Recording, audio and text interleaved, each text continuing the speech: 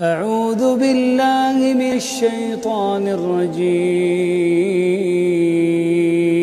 نماز گناہوں کی بخشش کا ذریعہ ہے۔ نماز پڑھنے سے گناہ مٹ جاتے ہیں اور درجات بلند ہوتے ہیں، لیکن ہم اتنے گناہگار ہونے کے باوجود نماز نہیں پڑھتے، بیماری یا مصروفیت کا بہانہ بنا لیتے ہیں، یا تو نماز بالکل پڑھتے نہیں ہیں، یا پڑھتے ہیں تو بیٹھ کر پڑھنے کی عادت بنا لیتے ہیں، جبکہ نبی کریم صلی اللہ علیہ وآلہ وسلم سے بیٹھ کر نماز پڑھنے کے بارے میں پوچھا گیا تو آپ صلی اللہ علیہ وآلہ وسلم نے فرمایا کہ کھڑے ہو کر نماز پڑھنا افضل ہے، لیکن اگر بیٹھ کر نماز پڑھے تو کھڑے ہو کر پڑھنے والے سے اسے آدھا ثواب ملے گا، اور لیٹ کر پڑھنے والے کو بھی پڑھنے والے سے آدھا ثواب ملے گا۔